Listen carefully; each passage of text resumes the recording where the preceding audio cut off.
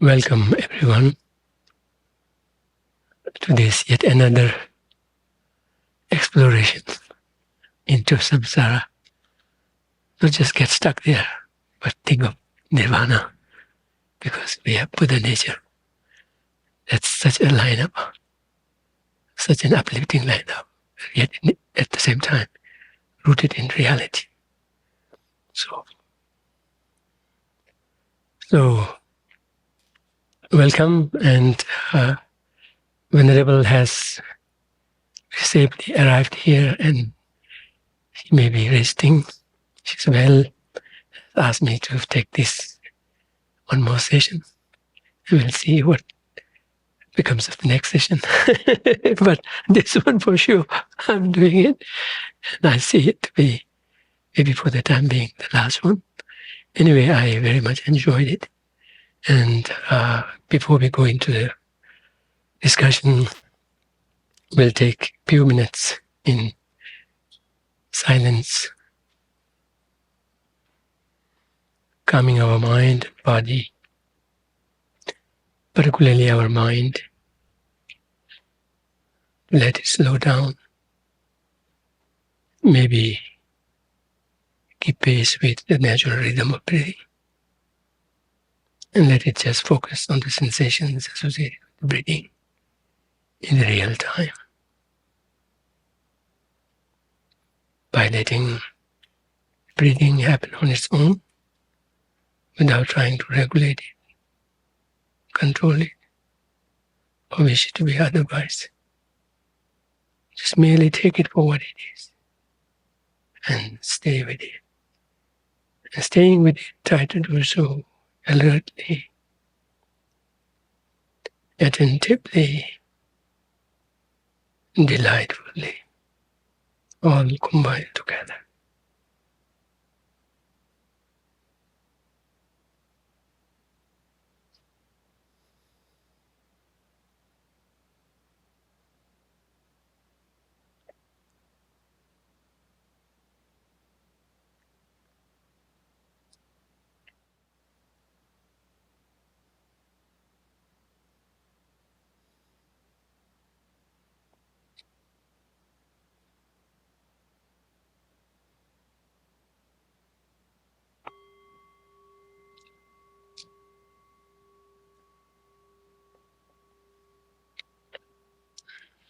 Maybe we will start by reflecting on the last stanza of this homage to Shakyamuni Buddha, where he says, a star, a mirage, a flame of a lamp, an illusion, a drop of dew, a bubble, a dream, a flash of lightning, a cloud. See conditioned things as such. By the way, this is from Vajrachedika Dojichupa, Diamond Cutter Sutra. So, in whatever way you relate with this stanza while you say this, I try to bring them all up here in the course of this reflection. And also wonder what new insights they might be pointing to regarding our life.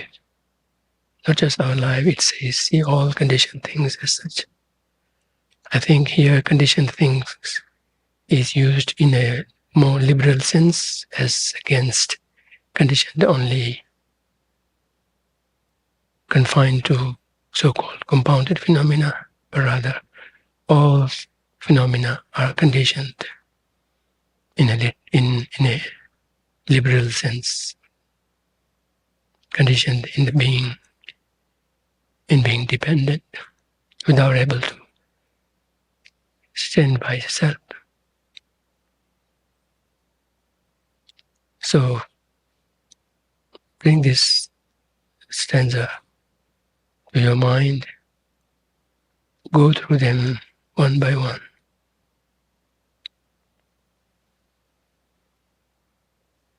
Those who have already memorized this would be able to do so. Let me help those who are seeing this for the first time. The first is a star, a mirage, a flame of a lamp, an illusion, a drop of dew, a bubble, maybe a water bubble, a dream, a flash of lightning, a cloud, listing 9 metaphors here. And we are advised to see all conditioned things, all phenomena,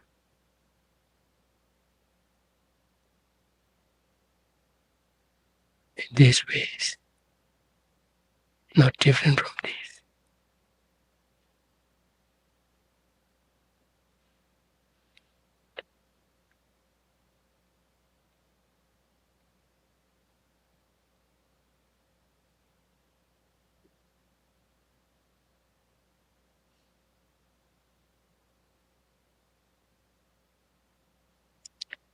Of course, a few of these metaphors stand for impermanence, so its subject matter would be confined to the compounded phenomena alone. But most of them,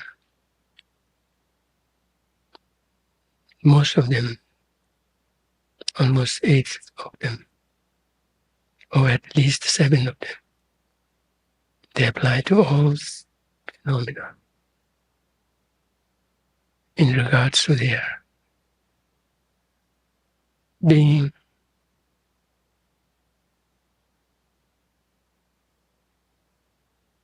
completely, thoroughly dependent on others. And the way they are dependent, thus lacking any self-power of their own, is reflected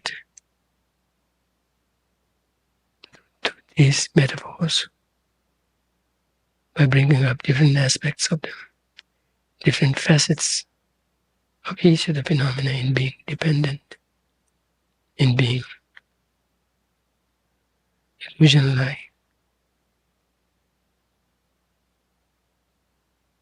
in being mirage-like.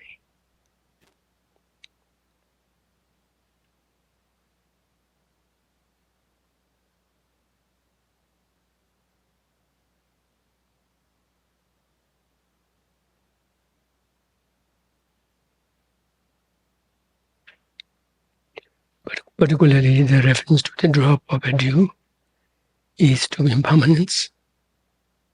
Oh, drop of a dew, no matter how sturdy, formed, shaped, particular it may look, all it takes is just a little warmth, it will be gone.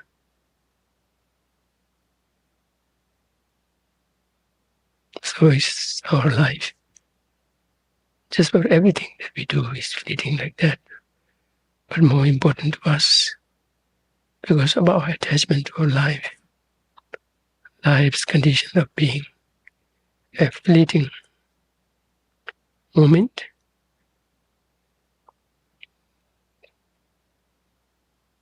In the words of Lama, not that I've met him, but I've heard about his teachings through Venerable. Our life too is come, come, go, go.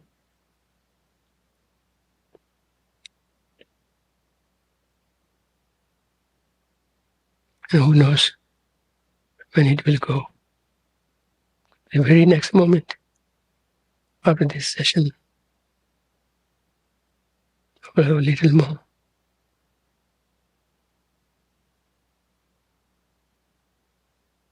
And the water bubble has a particular significance in that when it forms on the surface of water, it looks like it has a distinct characteristics of its own, and that it's different from its base water.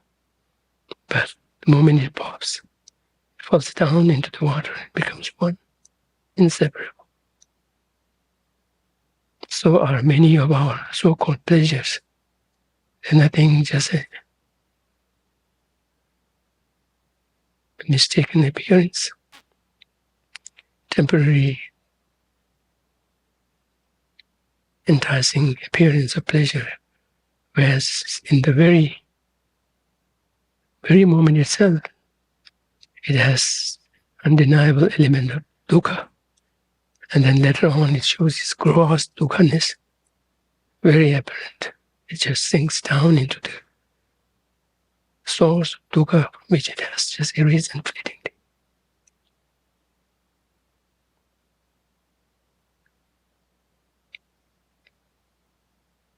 So irrespective of whether we believe in life after life or not,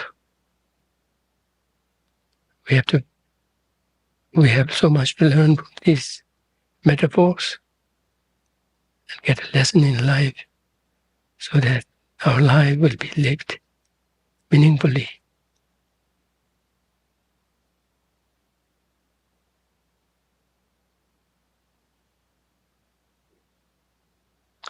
Particularly for those of us who believe in karma,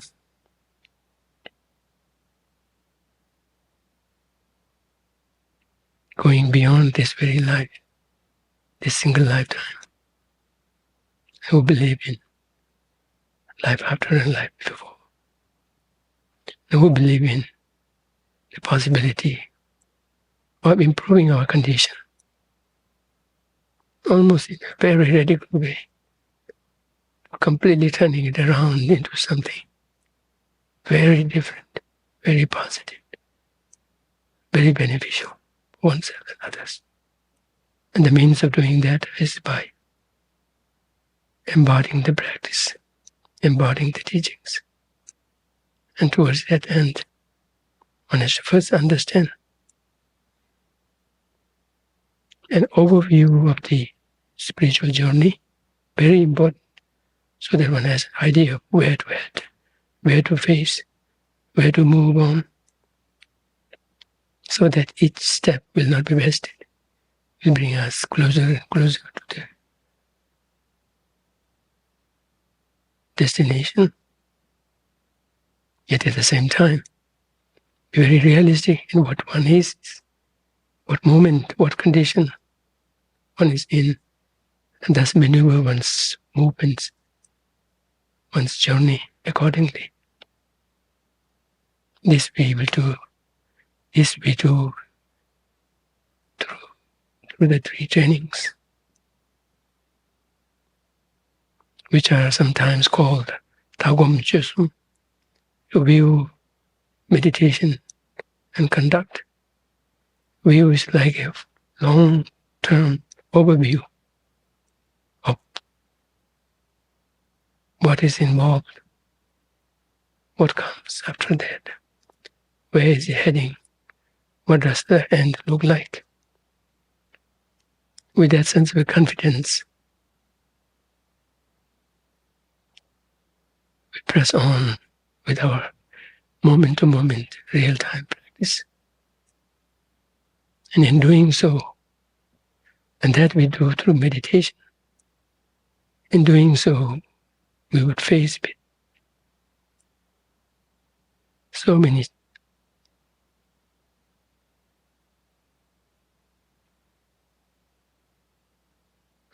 unexpected challenges, and we have to steer through them, overcome them, get the better of them through our practice of Shila, Japa, the behavior. But for all of these, first and foremost, we have to learn, we have to understand, and that we do by hearing, listening, sharing, discussing. So dedicate all the merits from this session of sharing, listening, discussing, to the end of being successful in laying down those groundworks, and also be successful in actually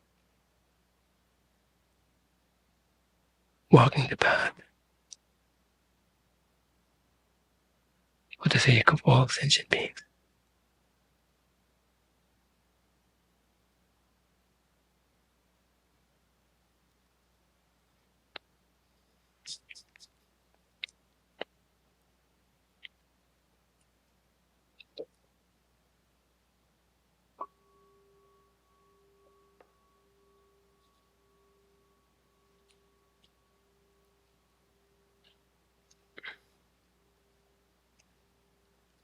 Okay, so today we better move on.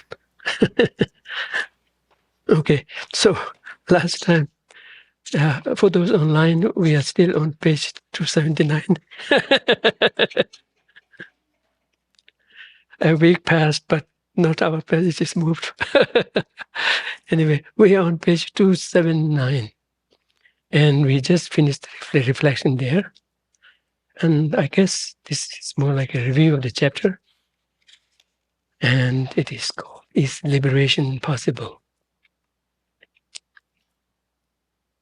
Now here we are talking of liberation from samsara, and nirvana is another name for liberation.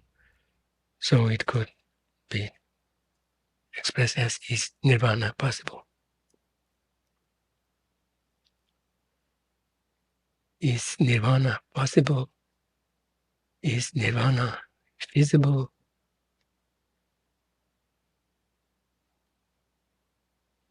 Is attaining nirvana tenable? So that's what the question is about. So nirvana, here we are speaking of a state of being, not going into extinction, but keep staying, but with a quality change in our being, in our capacity, in our abilities, in our awareness, in our reach, all of those. And then if we are talking of liberation, if we up it a bit, then being up to liberation, we can attain full awakening, just as the term itself suggests. We have a lot to be awake from. We are in a deep slumber, in the thick forest, not doing any plumbing work, but just getting lost. Okay.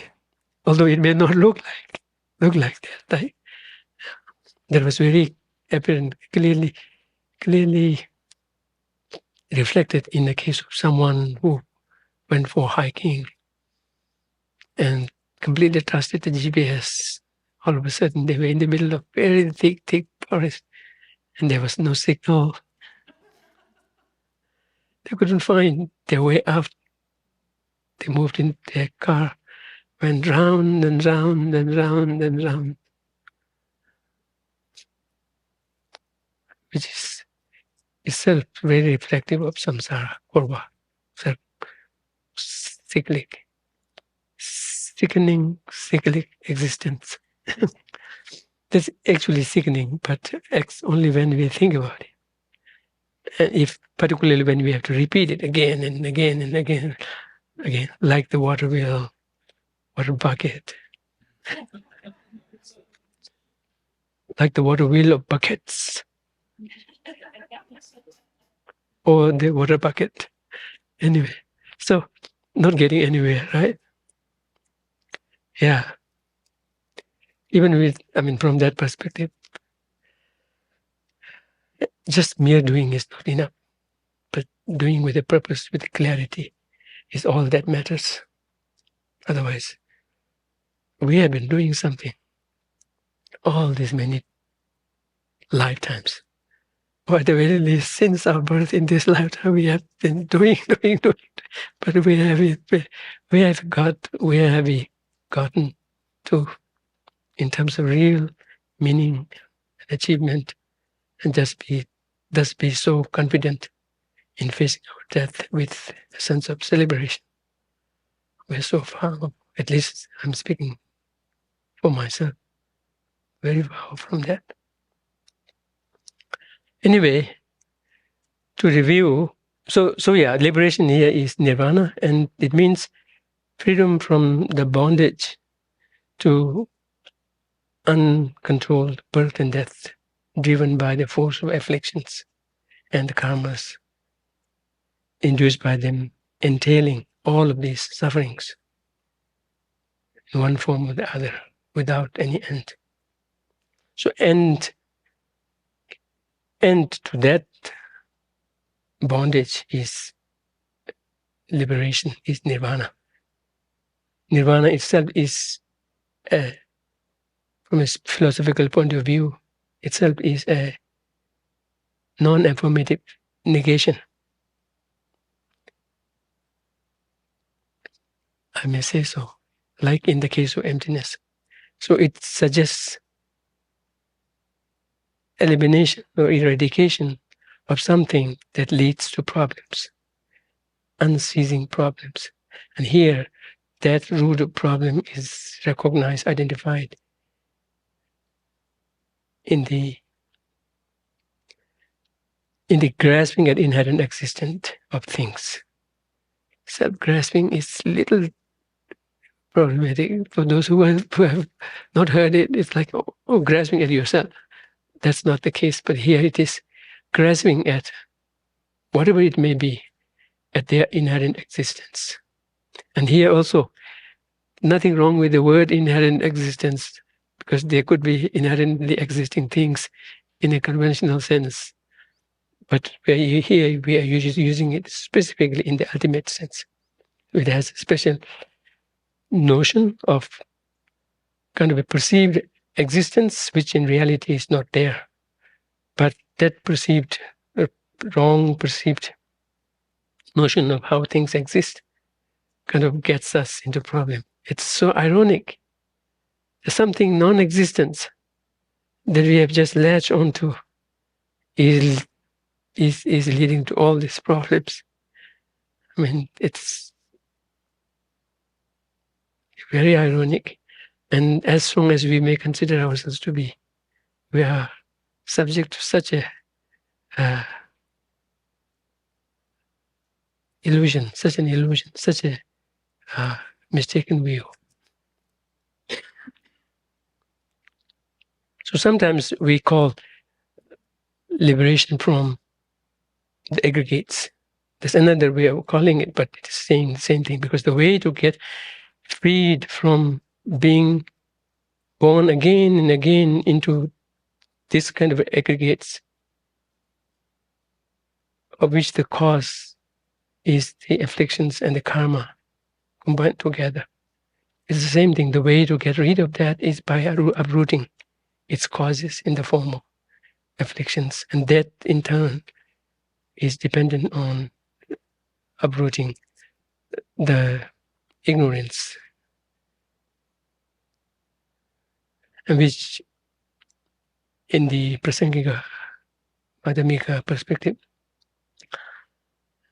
takes this ignorance takes different forms, but the main ultimate form is that of mistakenly grasping at, mistakenly apprehending and buying into this illusion of things having inherent existence.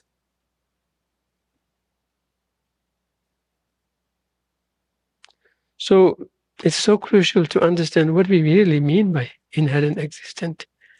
Why things? I remember very clearly in my Madhyamika class, which spanned for me 4 years. Most of the students spent 3 years. But I ended up spending, of course, good for me, 4 years. 2 years at the dialectic school and 2 years in the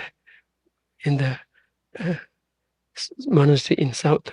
So that means repeating the second year course twice. So at that time, I very clearly remember wondering in the class, what is Gyala talking about? What is not there? What is not there? And everything there is not being denied, and is saying, pointing to something that I just don't get, that he is so insistently saying it doesn't exist this way and this way. If it were to exist this way, it would happen this way, it would happen.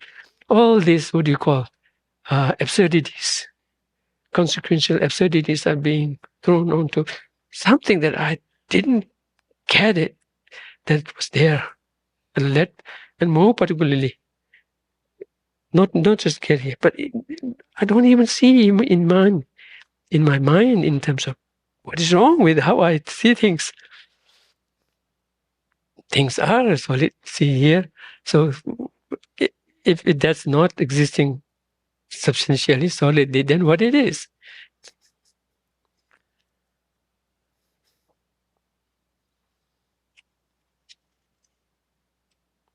So yeah, and it can be so very much mistaken for a lesser one, a different one, a totally overboard one, uh, totally underestimated one, totally overestimated one. Even in the scriptures also it suggests of being very careful in what you negate. The object of negation should be nailed down squarely, but even leave a piece of it. Even if you leave a piece out of it, that's a problem. The problem still lies. You have to be kind of, your understanding of emptiness should match squarely on the object of negation, so much so that when it attacks, it doesn't leave anything of its part unpinched, unpinched, unaddressed. Yet at the same time, it should be not damaging to the conventional truth.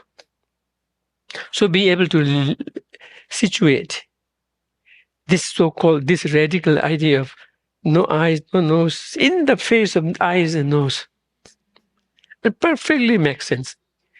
Yes, no I, but I, no I, but I. Yeah, you should be able to really say that. And it really means this form is empty. Emptiness is form. Right? In regard to the form itself, its emptiness is all what makes form possible. If it weren't for its emptiness, the form would not be possible. Thanks for being empty. Thanks for the form being empty. Now it has form.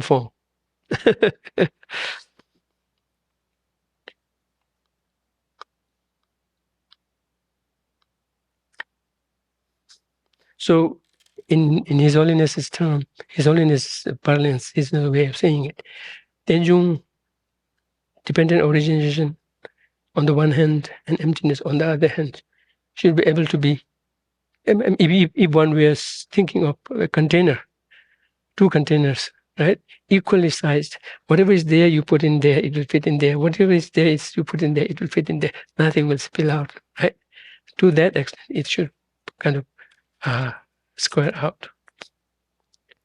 And of course, this dependent origination is not just causal dependence, nor even the mereological dependence on parts and particles, nor even the dependence on dependence where we see the interdependence so clearly between cause and effect, whole and part, base and the basis and the based. That's another category.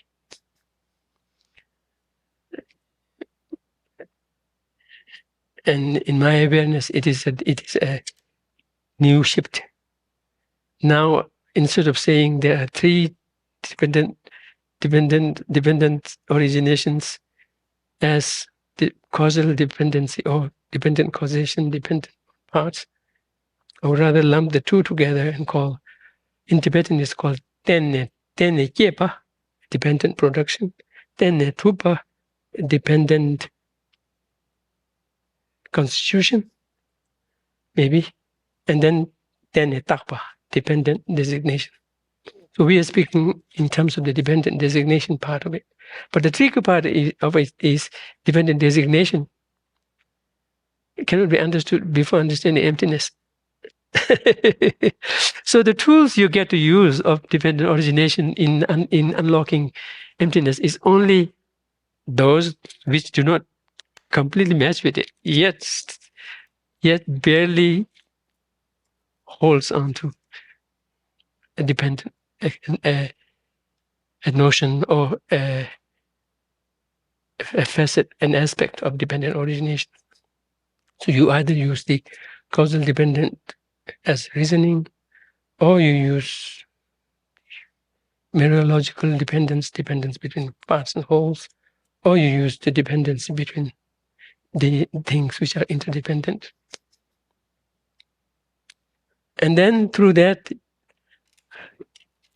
through using these as keys, you unlock emptiness. And then to see whether you have gotten it perfectly right is when you come out, you should be able to greet all the diversity after having been so immersed in nothingness, almost nothingness, if you will, then coming into things, and without the slightest unease, be able to welcome them and kind of say, of course, because you are empty, and thus you are incapable of what you are. So,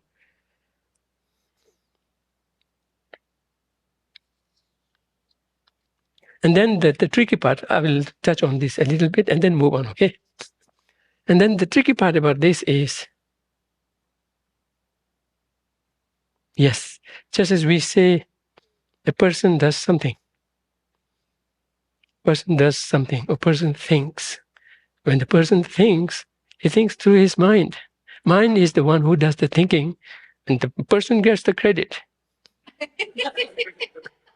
That's unfair. And poor person cannot do anything cannot think at all without the mind thinking. That's all it does. And when you say, one point I was eating, I said, I'm eating. All the eating does is the hand is moving the food into the food, then it's scooping up, and then the mouth gets it. Where's the eye that's doing the eating? Then when I've eaten it, I get fed. Now I can move, I have energy and do it. Yes, definitely I got fed, but where the food went was in the stomach, not into specific me. And the eating was done by hands and spoons and all of this. And that's all what it is there for, viably calling that I ate. And then if we break it down, it comes down to the same thing with everything. The hand is no different. The hand doing this something. Now it's part of his finger just doing, but part of it is not even moving, but the hand gets the credit of doing something. So likewise, if we break it down, it comes down to everything. Same way. No difference.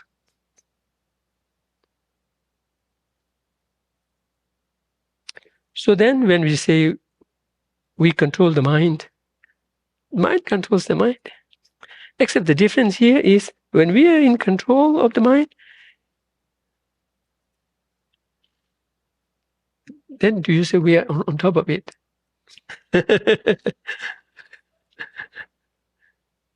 Then we are in charge. We get to decide. When the mind is in control of us, we just sheepishly follow it.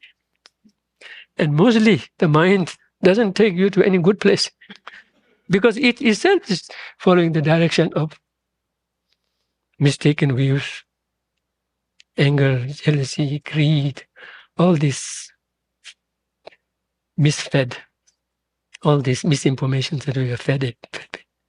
That's what the mind follows. And then we may or may not see something going before the mind, but we are just sheepishly following the mind. That's when the mind is controlling us. When we take charge by making the mind take charge, yet at the same time have the say in our hand, then we are controlling the mind. But in both of them, the controlling is done by the mind. So they are different, but not world apart. They're not one thing.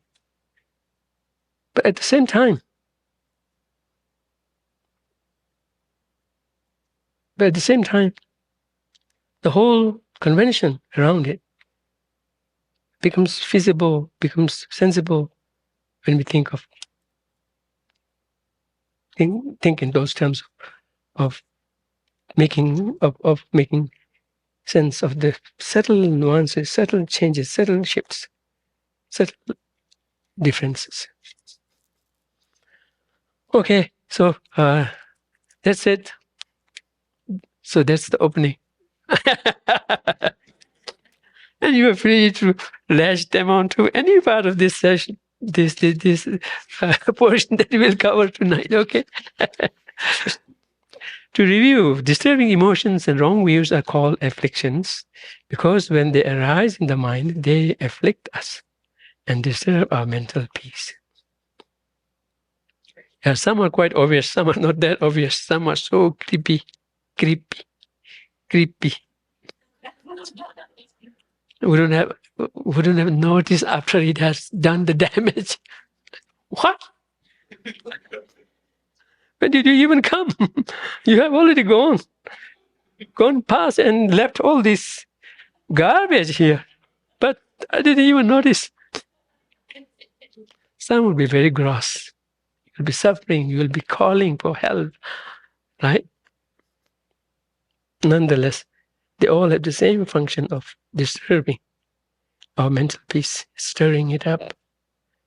And most importantly, they leave us at their mercy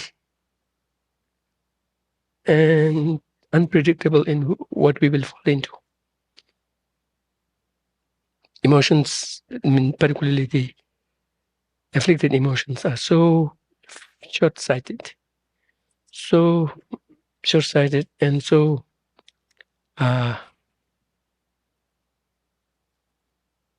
so much into getting things fixed here and now, and so stubborn also, and also so constraining,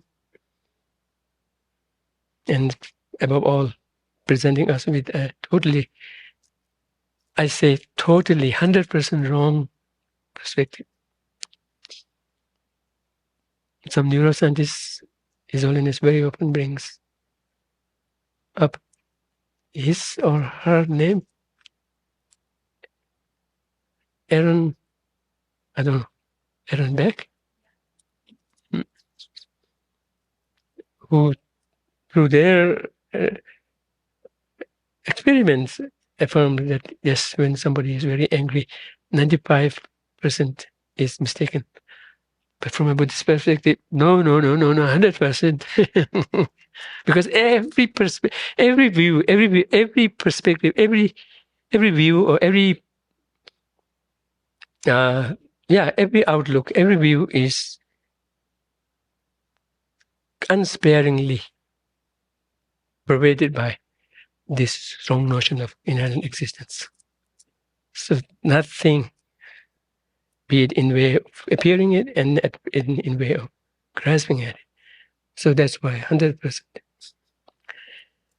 So yeah, they may differ in terms of how subtle they disturb, yet at the same time they do disturb. They leave behind destruction and then go. It's like, but we cherish them. We gave them the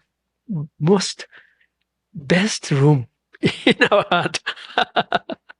And we have been doing that for so long. Now they feel that that's their home. They go there and stay there. They build the stronghold in their heart, in our heart. Sometimes we even use, from a Buddhist perspective, some others may have their own way of verification. But from a Buddhist perspective, some may even take resort to wrong philosophy, wrong view, wrong whatever, and then defend them, provide them protection, even more protection. So, yeah, we have to take them out from our heart and let that space be cleared for some other guests to go and build the grounding there, namely the wisdom of understanding emptiness, compassion, tolerance, kindness. They need to be enshrined there. They need to be welcomed there and made to stay there. instead. But our self-grasping attitude may be laughing at us. Oh, you speak big words, and you have been saying all these things, but so far I have not budged even a single inch. Nothing of a threat have I ever sensed, let alone being touched. So do whatever do, say whatever you say. Nothing is going to touch me. It has not touched me for all these time. And then even if there was some glimpse of wisdom coming in, the self-grasping would rise up and say, who are you to come here? This is my place. I've been here for lifetimes. Who are you daring to show up here without my permission? Go. Go. It would have gone because the wisdom is so weak. Run back.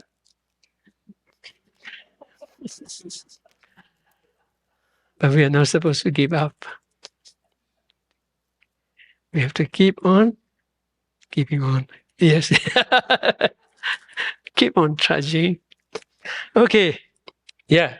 That's the reason why we have this mantra. Dayata gate gate paragate. Although to get to the first gate itself is quite difficult. We have to push on. And unless and until we reach the third gate, there's still no complete confidence, complete assurance. Even in terms of having faith in the Triple Gem, heartfelt, deep-seated, really moving, almost to the point of giving rise to a pain in the butt when you take refuge. When you take refuge, yeah. In the gut. I said in the gut, sorry.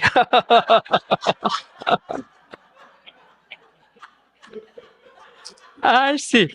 First I didn't even catch. And then I saw someone doing like this. Okay, what did I say? Oh, okay. Yeah. Heartfelt, we say heartfelt here, but some kind of experience in the gut, almost like a pain in the gut, a kind of a flashing pain in the gut. Unless and until we have that kind of a refuge. Let's break here. Okay, anyway. And until then, even the Mara of the Deva Mara can reach us. We are still within his reach, his or her reach. Oh no, only his reach. Yeah, there is no her Devaputra. There is no her Devaputra, right? Devaputra is son. So whoever, we may rotate in taking turn in becoming it, but it's always a putra, not putri. So yeah, until then, even the Devaputra can reach us. We still fall within his. So in the scriptures, it says the path of seeing. In the case of the Bodhisattvas, when they become incontrovertible Bodhisattva. I said incontrovertible, okay? I didn't say incontrovertible Bodhisattva. Since from that point onward, then they are out of the reach. So yeah, we have a long way to go, but still there's no other option but to really push on. Otherwise, we will keep on circling around like we have done for the past. For the what do you call? For the time coming before is forward, right? And the time that you left in back is what do you call it? Pardon? I mean, we are in between two eternities, right? I'm talking of the gone eternity. Eternity in the sense that when we go back in time, there's no beginning, right? So that's itself eternity, and there's another eternity there in front of us. We are caught in it. So we have been doing for all this time, but nothing of any significance, shift has happened. So anyway, in addition, they motivate us to do actions that disturb and afflict the peace of others. Fortunately, these afflictions can be removed, enabling us to attain liberation, a true state of peace. A true state of peace in the sense that such a peace is not lost anymore, right? And that's why it's called a true state of peace or true cessation. So whatever has been seized through these means would remain seized, never return back. And that's possible because the afflictions are grounded, rooted in a misconception. But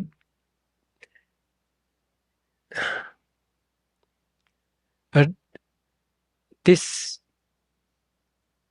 part about the afflictions being rooted in the misconception in the form of grasping the inherent existence has to be worked out by oneself.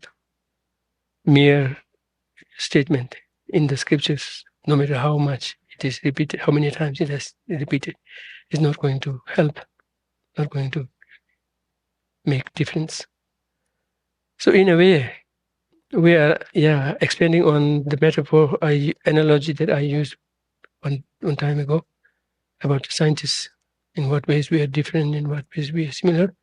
We have one thing similar, or maybe among others, one particular similar thing is we also have to do our lab work in our laboratories. Yeah, they do their lab work and come up with their research. We should do our lab work. Our labs, don't worry, we are very well furnished. Each one has a very well furnished lab, and that lab has all those elements that you need to work on and figure out the truth of these. And this lab is so strange.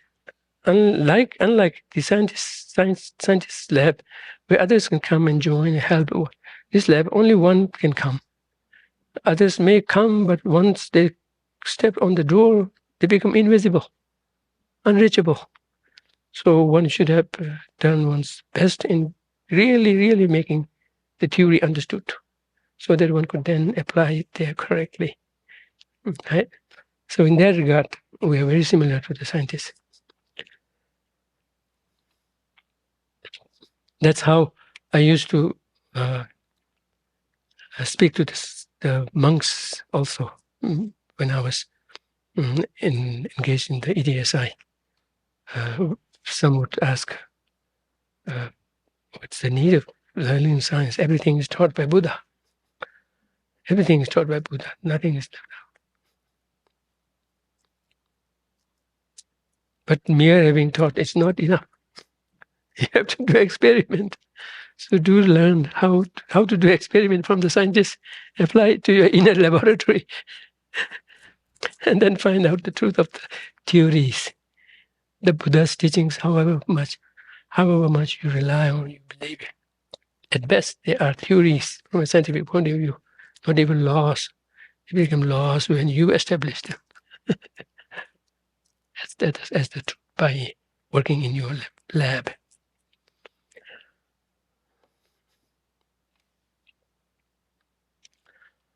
So this part about, fortunately, these afflictions can be removed. How? Why? And that part is very important to be understood well, so that it could be then further tested in one's experience.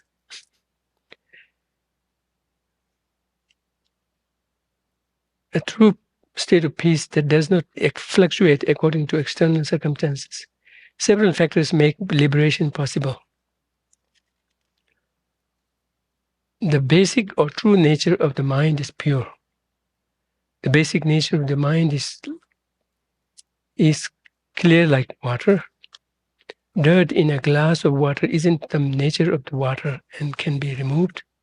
No matter how murky the water may be, its essential quality of clarity is never lost. This basic conventional nature, swabhava, of the mind is clear and cognizant. It is the basis upon which awakening can be attained. As such, it is the ultimate source of our confidence that awakening is possible. So here, obviously, at this level, we are speaking of the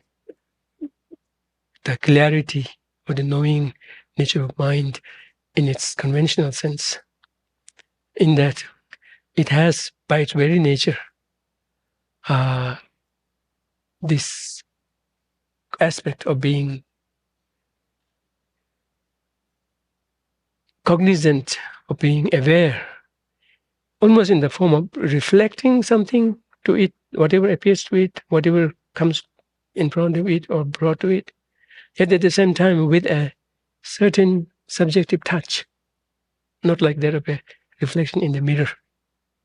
So awareness of the object, and its very nature is clarity or clear, as if in the form of a water or in the form of a clean glass or mirror that are capable of reflecting things. And additionally, with that subjective quality of awareness or kind of a cognizing it. And that is something shared by even the afflictions, even the mental afflictions even. Can you believe? So when we say afflictions, anger, jealousy, greed, they are themselves the stuff of the mind. So they all share in this basic nature of purity, basic nature of clear and luminosity. So that's the reason why when in the scriptures they make this distinction between how the transformation is described. In the case of transformation of the anger into something else, it is called nejur. Nejur means status change. Yeah, yeah. So it's interesting.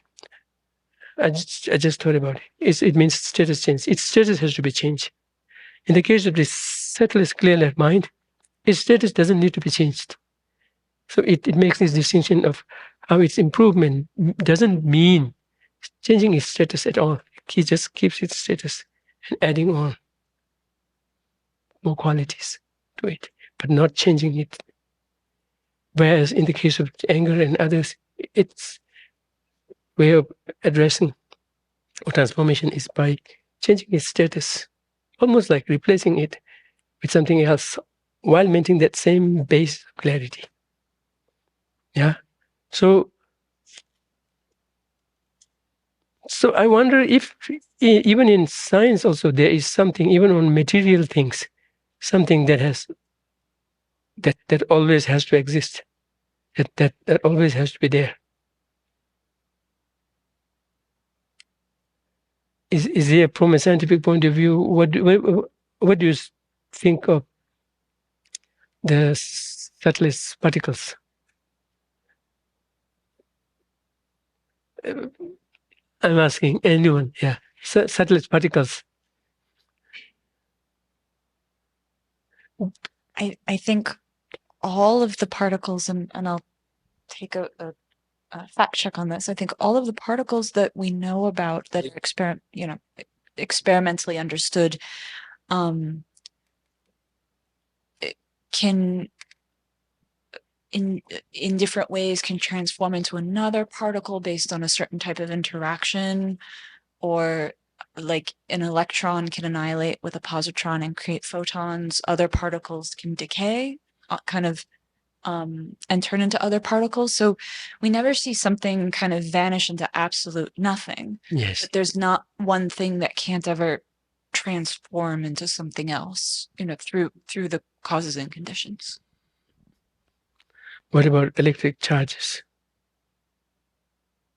You can have an electron, which is negatively charged, and a positron, which is antimatter, pair to that, which is positively charged, come together and create photons. And so in that case, the energy has transformed into photons or electromagnetic energy. So your net charge started as zero because you're at a positive and negative. So you end up with zero net charge in the end too. But in terms of the charges themselves, do they change? Yeah, I mean, we would. Does a positive charge change into a negative charge? I'm not speaking of the thing, but the charge itself, if it is a separate phenomena or not. I don't think I understand the question. I'm sorry, Geshe. Yeah, I've seen this expression that electric charge or the charges, whether it's electric charge or charges are never created anew, nor are they destroyed. So what does that mean? They only are transferred. They only are transferred. They are never created anew, nor are they destroyed. So if we have two electrons and we don't let them interact with anything else, then you would just continue to have kind of two negative charges total. But if you start with like a positive charge, say in a bag, and a negative charge in a bag, well, your total charge is zero. And so that's where they actually can interact and kind of have no charge in the end. Yes. So, but that will not suggest that any charge has been destroyed? We wouldn't, because the total charge has stayed the same. That's the key. Okay, so yeah, it's interesting. When I came across this statement in the course of my translation, what? Even science says this? By the way, in a way, it has always been saying the same thing about energy, right? It's constant. It's never created anew. No, it's never lost. It may be shrunk, it may be enlarged or whatnot, but net amount is always the same. So anyway, I was just trying to draw some comparison between this nature of mind. Anyway, from a Buddhist perspective, mind is a separate entity. Not that it is not dependent, particularly on the grosser levels, but it is a separate entity of its own, and not just as a property of a brain or of a physical thing, but rather an entity of its own. Yet at the same time, from its from our highest yoga tantra standpoint, which is considered to be the ultimate standpoint of the Buddha, mind in whatever form, gross or subtle, always has to have an energy, kind of prana energy accompanying it. So depending on how gross the mind is, there would be more probability and possibility of interacting with physical things. So in that way, we understand how it could be seen that, yes, meddling with the brain parts can seem like meddling with the mind itself. Whereas in actuality, it is getting affected indirectly through its mount, through its accompanying energy, which has a physicality. So anyway, so on that basis, we speak of how the mind's very, very basic nature is pure in the sense that no dirts can make into its very core fabric and become part of it in such a way that when the dirt is taken out or destroyed or cleared, the mind also gets destroyed. Not that kind. So that kind can never happen. So even when we speak of anger being eliminated and whatnot, that doesn't mean, at this level, that doesn't mean that the the clear and knowing part of anger is also severed. Rather, it takes another form. It is employed by another mental state. But its very mental fabric, if you will, is not lost, and it gets carried on. But from the highest Yoga Tantra point of view, all the rest of the mental events, mental states, are very adventitious and gross compared to that, and thus its continuity will happen only on the level of the subtlest clear mind, not on its gross level. All those gross levels of minds are adventitious, even including the very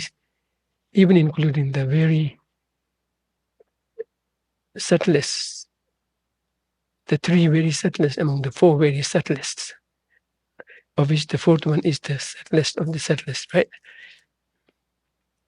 Anyway, inanimate objects. It is inanimate objects such as stones, trees cannot attain awakening because they lack the qualities of clarity and cognizance that only a mind possesses.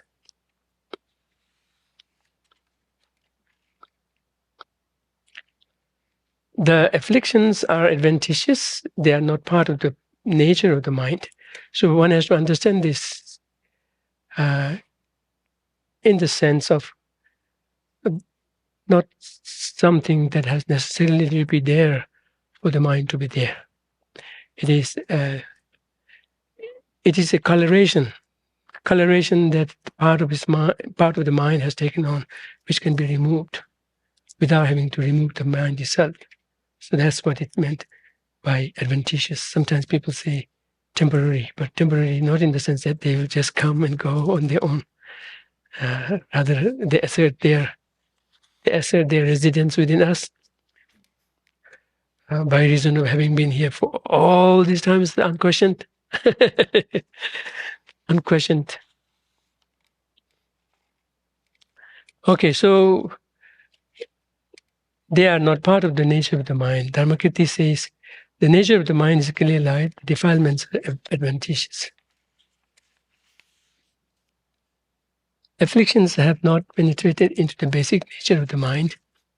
The fact that the afflictions are not always present in the mind indicates that every instance of the mind's clarity and cognizance is not associated with afflictions.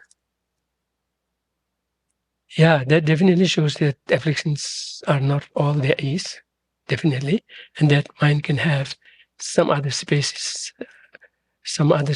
other than being preoccupied by afflictions. But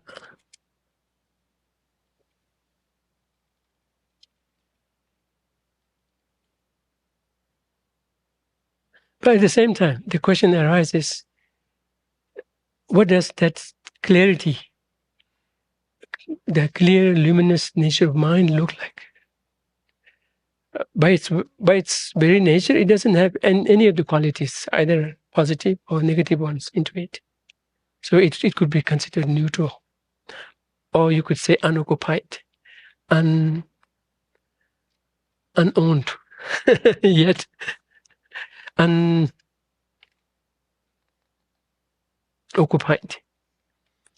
But unlike afflictions, in the case of the positive qualities, they do not necessarily have to rely on mistaken conceptions as their basis.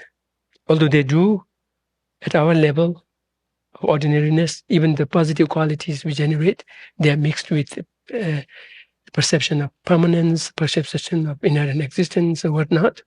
But they do not have to. They do not have to depend on those as their lifeline, including compassion, all of those. They can be refined. So that's why the understanding of emptiness is considered as a refiner or refinery for all the positive qualities to go through and get refined of the and shake off the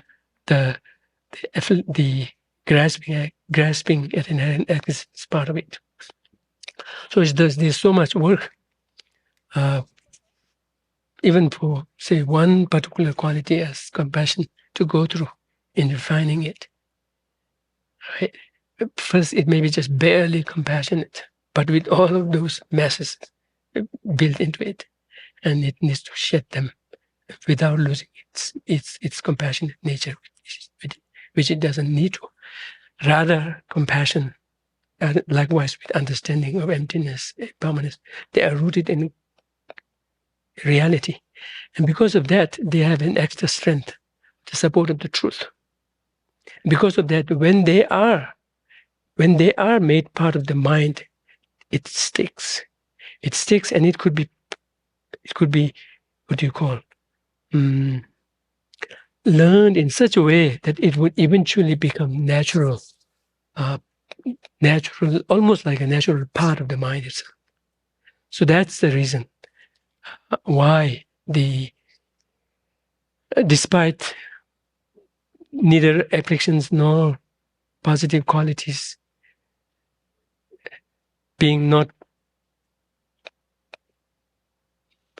part of the mind or not the core basic nature of the mind to begin with, yet there is the feasibility of the positive qualities to be not only brought into the my mental realm, but even made an almost a natural expression of it by reason of its being backed by reality, and thus not having to face any kind of opposition to it that is strong enough to base it.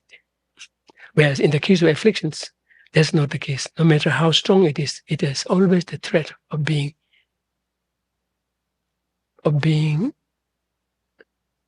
deported because of not having a valid visa. Because it was a fake visa out of which it has come. And we have been fooled all this time. But look very carefully, it has a fake visa. The stamp will look very funny.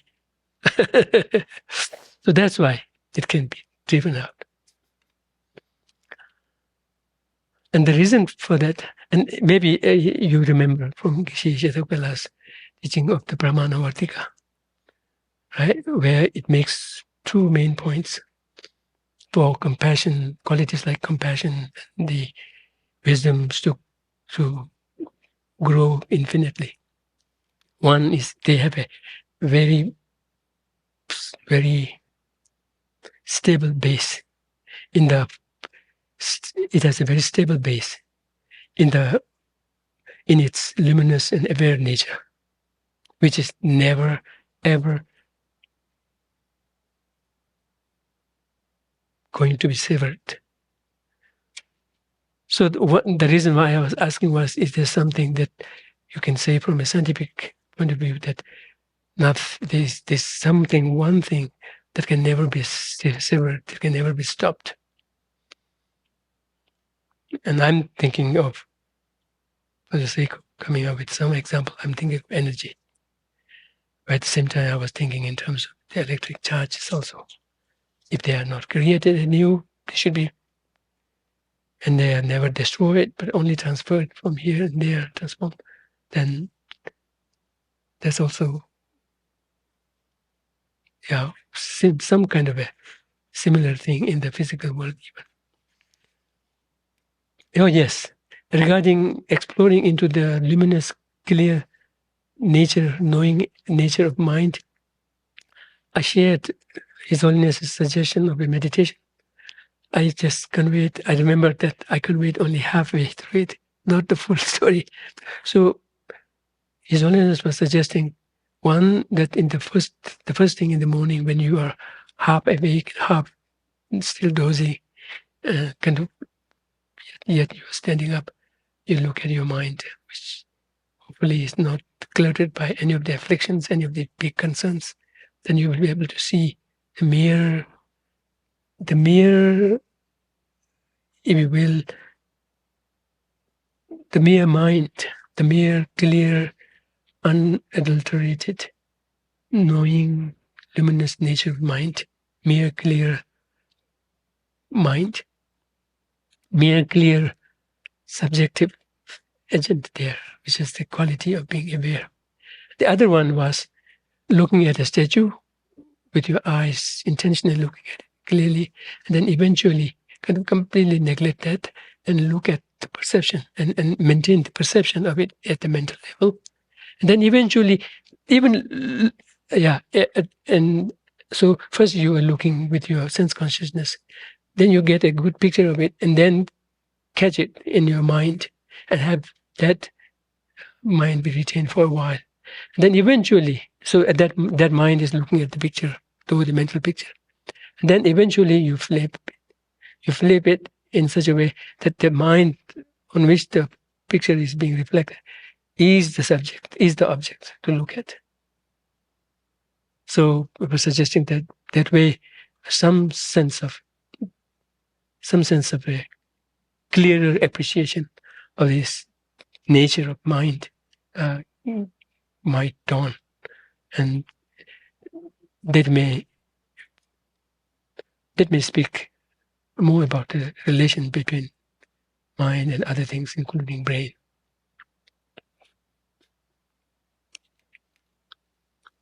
So the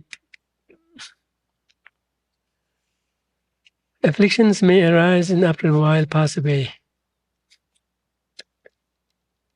But unless we do make efforts, they are only faking going away, but they are not gone anywhere. They're coming back. They're going to come back. They are not there. They have not come to pass. They exist, but they exist in such a way that we cannot say it of them that they come to pass. They come to stay unless we make efforts. By the way, this expression is quite intriguing. It comes to pass, which means it happens, it exists, right? But that's quite telling of what the reality is about everything. Come to pass. Come just only to pay, to go, right? But that's not what the afflictions are doing. They may show like they are going, but they will not pass. They will only appear again if we do not dig deep into them.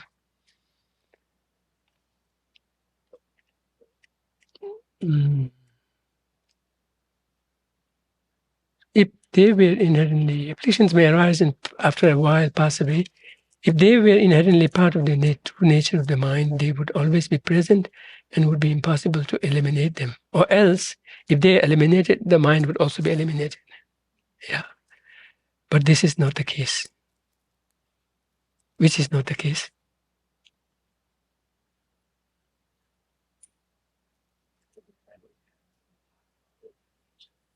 Yes.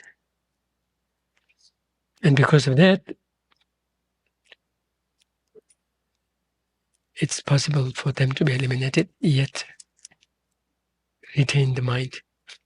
The purest form of mind is the fundamental inner, innate clear light mind. Obviously, Venerable is referring to the subtlest clear mind. In ordinary beings, this subtle clear light mind is neutral. It has never been and can never become non-virtuous. This is quite interesting. And by the way, the mind is so interesting. Mind is the object to be cleared. Mind has to do the clearing. And mind gets the benefit of being cleared. Right? The purification takes place in the realm of the mind, and the result of it in the form of the cessation, of attainment, realization also happens in the mind. It's where all of this happens. So the purest form of mind, I heard His Holiness also speak of this. Even at the time of, at the actual point of death, when no other mental states except for the subtlest one is manifest, because it has no choice but to. All others have subsided, right? So only that arises. At that time, there's not supposed to be any afflictions. Now, when I say that, there will be many questions. Yeah, I mean, I'm speaking of the highest yoga tantra. If you're bringing ideas from Vaibhashika, Sotantra, then it's different. You cannot say Buddhism says that because it says there, that's different. But still, when you say, then what about the karma next? Should always be either good or neutral, but not bad. No, the sowing of the seed or the ripening of the seed has already gone past. Because that happens in the context of the 12 links during the Jepaseva Kubalimba at 8th and the 9th, right? And then it's followed by 10th, the activated karma. And then, although we say aging and death, aging or dying, yeah, that itself is a process. So it takes a while for the natural mind of clarity by natural occurrence in the death to manifest after the decision has already been made. after the destination is already stamped. You're going there, not there. So we have to make sure to prepare before that and not wait and hope for that thing. Yeah, but at the same time, it can be made virtuous because virtuous, positive qualities may look like depending on the afflictions and mistaken perceptions, like the afflictions at our ordinary stage, but they do not have to. Even actually, their vibrancy, their vitality, their strength even grows more if the more they are purified of those inroads by the mistaken perceptions. So and then they are rooted in reality, in fact, and thus they have that added strength of truth, added strength of being able to withstand any challenges, and thus there's this possibility of building those qualities along, even on that very subtle, clear mind. But then at that time, all the qualities would also be in that nature, not gross. It's not like a butter sculpture where you then stud some ornaments on it. Right? The ornaments, every formation would have to come from itself. Okay. I thought of pushing through all of this.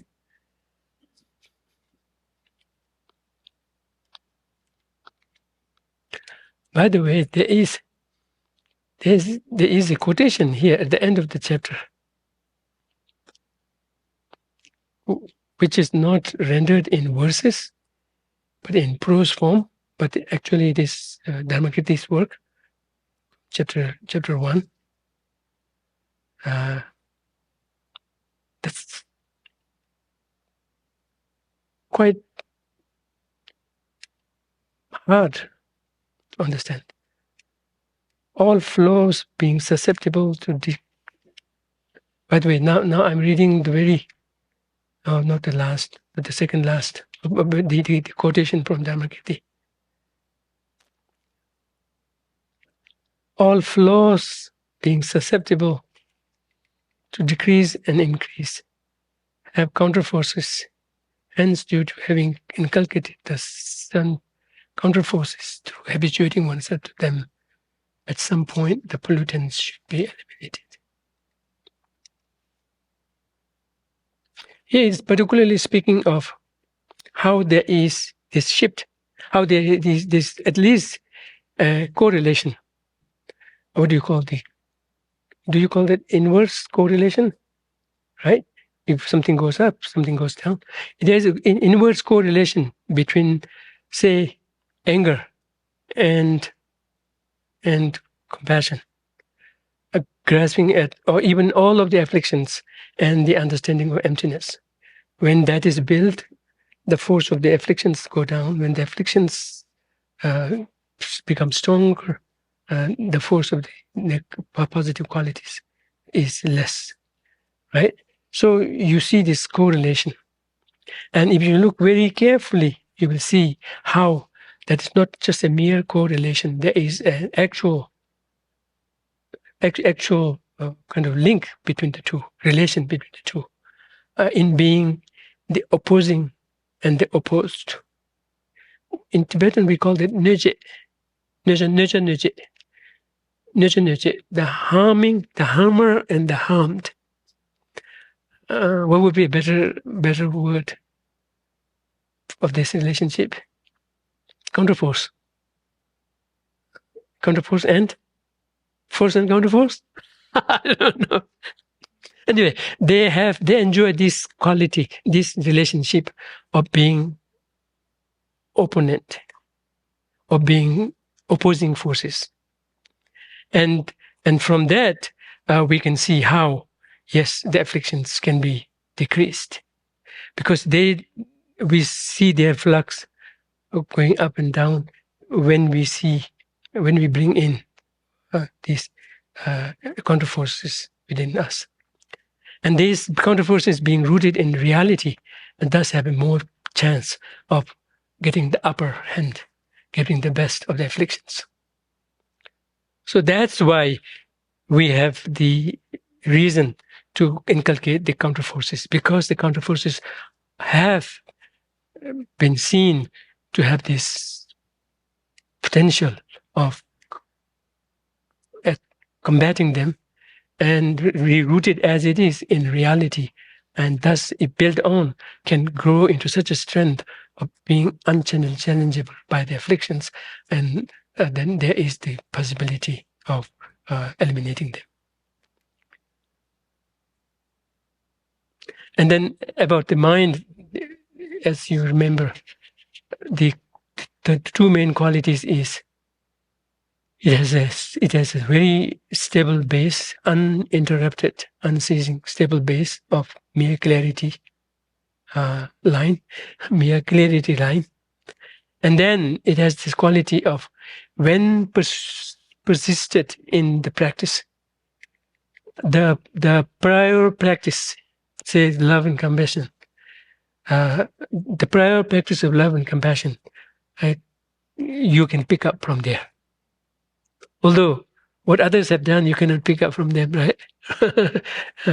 Not like scientists. But here, one thing similar is, if you have developed love and compassion, the next time the love and compassion will be more easy to come up, because of a very, very special link between them in what we call ringda, which is the ringda. There's an aspect of similitude in them. Not every causal relationship would have that kind of a aspect, but in the case of the mind, be that afflictions or non-afflictions, they all have this quality. And because of that, the previous one can give energy to the next one. But in terms of really being able to benefit from that, in that term, in that respect, one has to be regular, practicing it regularly, consistently, and then when practicing it seriously, attentively. So those two things, Tsongkhapa, almost at every stage in Lamrim, whenever it comes to cultivating something, he always adds it with Pembertakpo, with intense aspiration, with some intensity. Even when we are praying, kind of at least at that time, at that point, kind of pray from the heart, right? So we can make this distinction.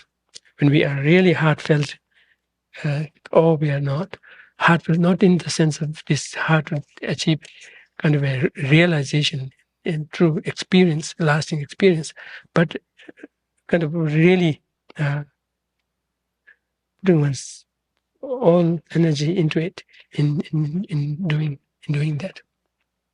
So we call that two aspects of joyous effort. One is persistence or consistency. The other one is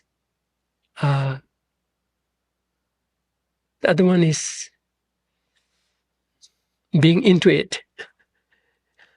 And the other one is kind of, what do you call it? Yeah, intensity and intensity and regularity, consistency. The two that would mean every time it is intense, though not rigid, but intense.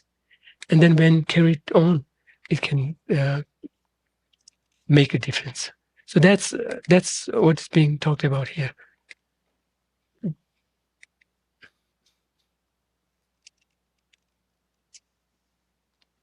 Yes.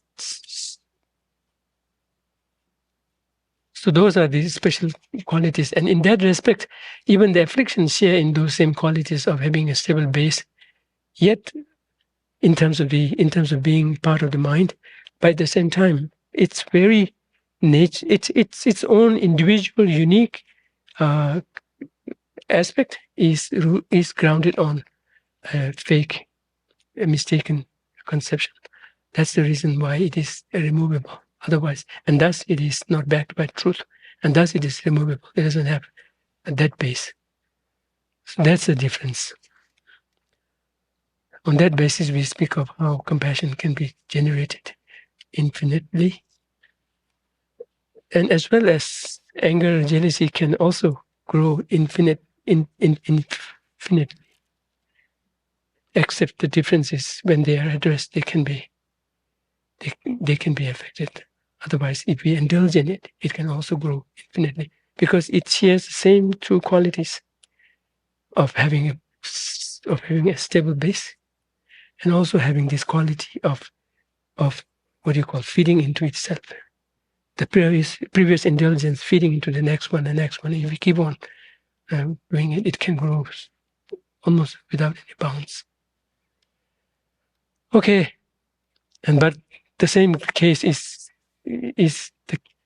with compassion, and additionally, compassion has the strength of being rooted in truth, and thus having the ability of really sticking to the mind to such a point that eventually it becomes its natural, almost like having entered into its fabric, although we cannot quite say that, but would have been so habituated that it would be a natural part of it.